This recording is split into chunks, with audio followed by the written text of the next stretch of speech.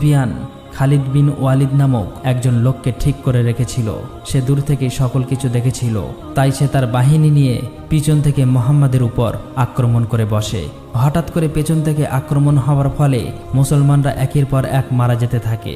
পরিস্থিতি খারাপ দেখে তখন সকল মুসলমানরা সেখান থেকে পালিয়ে যায়। মুহাম্মদ সাল্লাল্লাহু আলাইহি ওয়াসাল্লামের কঠোর আদেশ অমান্য করার কারণেই এভাবেই বিজয়ী হতে হতে উহুদের যুদ্ধে হেরে যায়। যুদ্ধ শেষ হলে আবু সুফিয়ানের স্ত্রী হযরত হামজার লাশটি খুঁজে বের করে এবং তার বুক চিরে কলিজাটি চিবিয়ে খেতে থাকে। এভাবেই কেটে যায় দীর্ঘদিন। মুহাম্মদ সাল্লাল্লাহু আলাইহি ওয়াসাল্লাম তার সাহাবীদের নিয়ে বিশাল একটি কাফেলা নিয়ে বের হয় ইসলাম প্রচারের উদ্দেশ্যে। মাঝপথে গিয়ে তারা সবাই বিশ্রাম নেওয়ার জন্য এক জায়গায় বসে পড়ে। হঠাৎ সেখানে খালিদ বিন ওয়ালিদ তার সৈন্য বাহিনী নিয়ে চলে আসে আক্রমণ করার জন্য, কিন্তু মুসলমানদের ব্যবহারে তাকে মুগ্ধ করে ফেলেছিল। তাই খালিদ বিন ওয়ালিদ আর কিছু না বলে সেখান থেকে চলে যায়।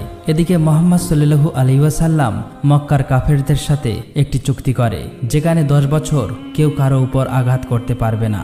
কাফেরদের সাথে এই চুক্তিতে মুসলমানরা রাজি হয়ে যায়। এটি ছিল মুসলমানদের জন্য একটি অন্যতম সুযোগ। এই 10 বছর শেষ হওয়ার আগেই মুসলমানরা ইসলামের ব্যাপক প্রসার ঘটানোর প্ল্যান করে। মুহাম্মদ সাল্লাল্লাহু আলাইহি ওয়াসাল্লাম তখন তার সাহাবীদেরকে পৃথিবীর বিভিন্ন দেশে দাওয়াতের জন্য পাঠিয়ে দেয়। এভাবেই আস্তে আস্তে মুসলমানদের সংখ্যা দিন দিন বাড়তে থাকে। বিভিন্ন কাফির মুশরিকরা ইসলাম ধর্ম কবুল করতে থাকে। এমনকি আবু সুফিয়ানের দলের সেই লোক খালিদ বিন ওয়ালিদ, যে কিনা নবীজিকে উহুদের যুদ্ধে হারিয়েছিল, সেও নিজে ইসলাম ধর্ম গ্রহণ করে নেয়। হঠাৎ একদিন কিছু কাফের মুশরিক এসে মুসলমানদের কাফেলা আক্রমণ করে বসে, যার ফলে সেখানে অনেক সাহাবী শহীদ হয়ে যায়। সকলেই বুঝে ফেলে দিয়েছিল আবু সুফিয়ানের চালাকি। আবু সুফিয়ান তার শর্ত ভঙ্গ করে চুক্তি নষ্ট করে ফেলেছিল।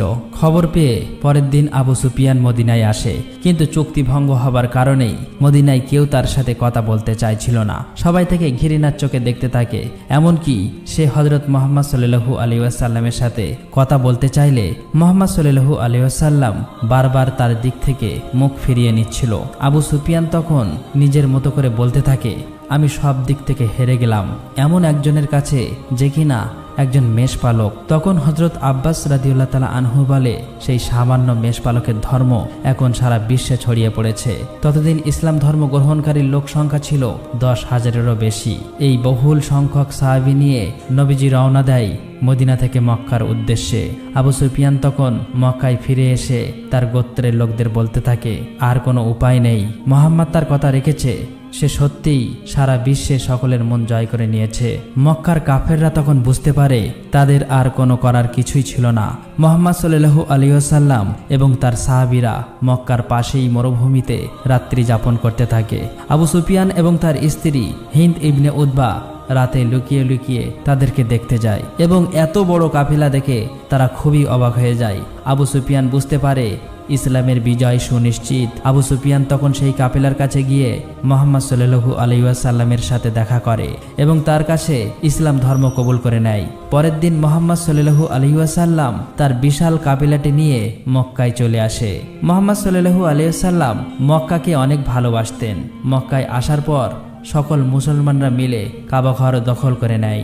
মুহাম্মদ সাল্লাল্লাহু আলাইহি ওয়াসাল্লাম তখন সকলের উদ্দেশ্যে বলতে থাকেন, তিনি তার সকল শত্রুকে ক্ষমা করে দিয়েছেন। আজ থেকে তোমরা সবাই মুক্ত। এদিকে মুহাম্মদ সাল্লাল্লাহু আলাইহি ওয়াসাল্লাম বুঝতে পারে তার জীবনের শেষ দিনগুলো ঘনিয়ে আসছে, তাই জীবনের শেষবারের মতো সে বিদায় হজের ভাষণ দিতে চেয়েছিলেন, যেখানে নবীজি বলেছেন, আমি হয়তো তোমাদের মাঝে আর বেশি দিন থাকবো না। তোমরা গরিবদের তাই খাওয়াও যা তোমরা খাও, তাদের তাই পড়তে দাও যা তোমরা নিজে পরিধান করো। মনে রেখো, তোমাদের সকলেই একদিন মহান আল্লাহ তাআলার সামনে উপস্থিত হতে হবে এবং তোমাদের সকল কৃতকর্মের হিসাব দিতে হবে। মুহাম্মদ সাল্লাল্লাহু আলাইহি সাল্লাম তার সাহাবীদের এরকম অসংখ্য মেসেজ দিয়ে গিয়েছিল। মুহাম্মদ সাল্লাল্লাহু আলাইহি ওয়াসাল্লামের শেষ কথা ছিল, আমি তোমাদের কাছে দুটি জিনিস রেখে যাচ্ছি, আল্লাহর কোরআন এবং আমার সুন্নাহ, যা তোমাদের জন্য আলো এবং নির্দেশনা স্বরূপ। এভাবেই হযরত মুহাম্মদ সাল্লাল্লাহু আলাইহি সাল্লাম তার সারাটা জীবন শুধু কষ্ট এবং ত্যাগের বিনিময়ে আমাদেরকে ইসলাম ধর্ম দিয়ে গিয়েছেন। নিজের পুরোটা জীবন উনি শুধু তার উম্মতের কথাই ভেবে গিয়েছেন।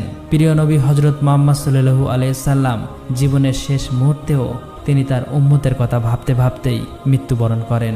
তাই আমরা সকলেই চেষ্টা করব আমাদের প্রিয় নবী হযরত মুহাম্মদ সাল্লাল্লাহু আলাইহি সাল্লামের সকল সুন্নাহগুলোকে আঁকড়ে ধরার এবং কোরআনের আলো দিয়ে নিজেদের জীবনকে গড়ে তোলার। আমার বিশ্বাস মুহাম্মদ সাল্লাল্লাহু আলাইহি সাল্লামের জীবনী প্রতিটা মুসলমানের জন্য গর্বের এবং শিক্ষণীয় বিষয়। আল্লাহ তাআলা যেন আমাদের সকলকে প্রিয় নবী হযরত মুহাম্মদ সাল্লাল্লাহু আলাইহি সাল্লামের দেখানো পথে চলার তৌফিক দান করুক। আমিন।